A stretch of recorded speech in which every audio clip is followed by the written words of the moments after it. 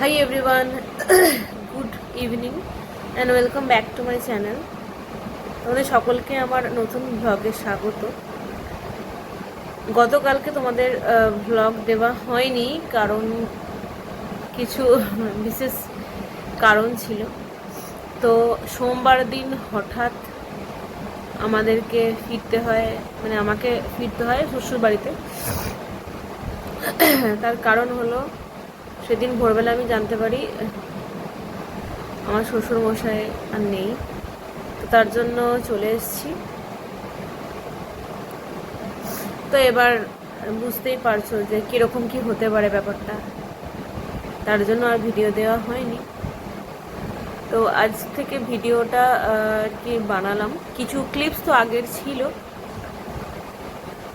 তো হঠাৎ সব কিছু হলো, আমাকে দেখে বুঝতেই পারছো কীরকম লাগছে। তো যাই হোক, আমার ভিডিও যদি তোমাদের ভালো লেগে থাকে অবশ্যই পাশে থেকো, সাবস্ক্রাইব করো, লাইক করো। আর আজ সারাদিন কি কি করলাম তার ছোট ছোট কিছু ক্লিপস নিয়ে রেখেছি, চলো দেখতে থাকো। ছোটোবেলা থেকেই না আমার খুব স্বপ্ন ছিল যে আমি একদিন প্লেনে চড়ব, যেটা আমরা মাঠ থেকে দেখি, গ্রামের রাস্তা থেকে দেখি, বাড়ির ছাদ থেকে যাদেরকে দেখি, মানে প্লেন, তাতে আমি একদিন চড়ব। আমার বাপিকে আমি বলেছিলাম যে বাপি আমাকে একদিন চড়াবে। আমার বাপি আমাকে আশ্বাস দিয়ে বলেছিল, তুই যদি উচ্চ মাধ্যমিকে ভালো রেজাল্ট করিস আমি তোকে নিশ্চয়ই চড়াবো। কিন্তু সত্যি বলতে হয়তো সামর্থ্যরই জন্য আমি উচ্চ মাধ্যমিকে ভালো রেজাল্ট করেছিলাম, 88% নাম্বার পাওয়া সত্ত্বেও আমার বাপি আমাকে প্লেনে চড়াতে পারেনি। তাই আমার বিয়ে হওয়ার পর প্রথম যখন আমি ফ্লাইটে চড়ি, আমার প্রচুর এক্সাইটমেন্ট ছিল। যদিও তখন আমি এরকম ইউটিউবে কোনো কাজই করতাম না, তাই জন্য তোমরা সেটা জানতে পারবে না। আমি প্রচণ্ড উত্তেজনা ছিল প্রথমবার ফ্লাইটে চড়ার জন্য। কিন্তু এই যে এটা হলো দ্বিতীয়বার আমি ফ্লাইটে চড়ছি, কারণ তার মাঝে আমরা আসাম থেকে যখন বাড়ি যেতাম, মানে চুচুড়া যেতাম, তখন মানে ওয়েস্ট বেঙ্গলে ফিরতাম, তখন আমরা বন্দে ভারতে যেতাম। তো আজকে ভোরবেলা আমার পরিবারের মানুষের এরকম কথা শুনে হঠাৎ বেরোনোর কারণে ফ্লাইটে যেতেই আমরা বাধ্য হয়েছিলাম, কারণ টিকিট পাওয়ার একটা ব্যাপার থাকে, ট্রেনের টিকিট অ্যাভেলেবেল ছিল না। তো যাই হোক, সেসব কথা পরে, কিন্তু ফ্লাইটে ওঠার যে উত্তেজনা সেটা আমার একদমই কাজ করছিল না। মনে হচ্ছিল যে কতক্ষণে বাড়িতে পৌঁছাবো, কারণ সেখানে না গেলে পরিবারটা সম্পূর্ণ না। আর এরকম একটা ভাইটাল মুহূর্তে বাড়িতে পৌঁছানোটা কতটা গুরুত্বপূর্ণ আশা করি বন্ধুরা তোমরা সকলেই বুঝতে পারছো। তো যাই হোক, পরে যখন প্লেন থেকে জানালা দিয়ে আমি সব কিছু দেখছিলাম, তখন এত ভালো লাগছিল। আমার অতটা উত্তেজনা না থাকা সত্ত্বেও এই মেঘগুলোকে দেখে আমি আমার মনটা খারাপ রাখতে আর পারিনি। আর কেন জানি না আমার হাজব্যান্ড সবসময় জানলার ধারটা আমার জন্যই আমাকে দিয়ে দেয়, মানে সেটা বাসে হোক, প্লেনে হোক, ট্রেনে হোক, জানলার ধারটা আমাকে দিয়ে দেয়। আর আমার ভীষণ পছন্দ জানলার ধারে বসাটা।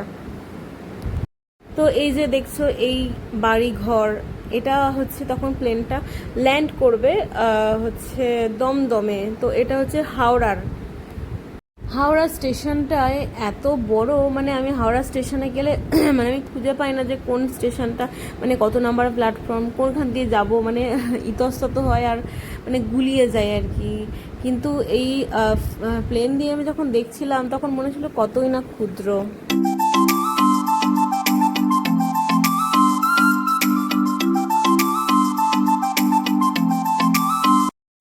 আসলে চুঁচুড়া শহরটা আমার ভীষণ প্রিয়। এর কারণ হলো আমার জীবনের একটা ফ্রেজ আছে যেটা আমি খুব পছন্দ করি, সেটা হচ্ছে আমার হোস্টেল লাইফ। যখন আমি জিওগ্রাফি অনার্স পড়তাম তখন আমি হোস্টেলে থাকতাম। তো হোস্টেলে যখন থাকতাম, এই দোকান পাশারি প্রকৃতি আর আমার পড়াশোনা খুব ভালো লাগতো। তো হোস্টেলের বিভিন্ন জায়গা আমার প্রচণ্ড পছন্দ হতো। আর তারপরে এই যে গঙ্গার ঘাটে গিয়েছিলাম একটু গঙ্গার জল আনতে, তো এই গঙ্গার ঘাটটাও আমার ভীষণ চেনা আর পছন্দের। আমরা বন্ধুরা মিলে সবাই ঘুরতে আসতাম সময় কাটানোর জন্য, কারণ বিকালবেলাটা না একটু মনটা ভালো করার জন্য একটু না বেরোলেই আমাদের হতো না। জানো তো আজকে হোস্টেল লাইফের অনেক কিছু মনে পড়ে যাচ্ছিল। হোস্টেল লাইফে আমাদের এমনি 6টার সময় ছিল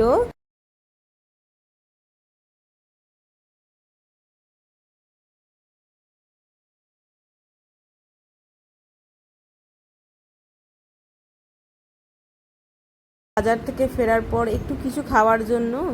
বিশেষ কিছু তো খাওয়া যায় না, তোমরা তো সবাই জানো, আর ডিটেলসে বলছি না। তো যাই হোক, ওই একটু মুগ ডাল সিদ্ধ করেছিলাম সবাই মিলে খাবো বলে, আর একটু এই যে ছানা করে নিচ্ছিলাম, কারণ ছানাটা তো শরীরের জন্য খুবই উপকার।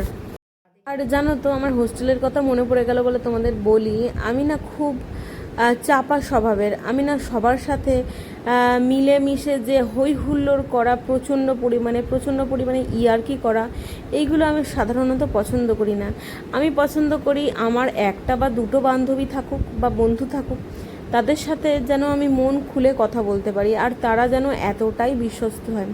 আমি না মিথ্যে কথাটা একদম সহ্য করতে পারি না, কারণ তাড়াতাড়ি হবে।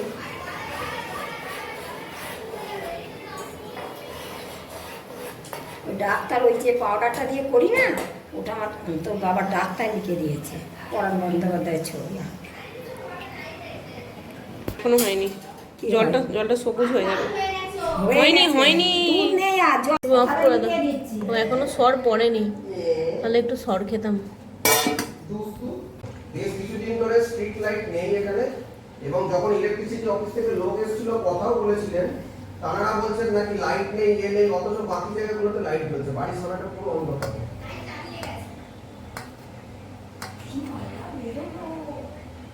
শ্যাওলা হয়ে গেছে না? মানে আগে অনেক আগে ছিল স্ট্রিট লাইট, মানে খারাপ হয়ে গেছে, তারপর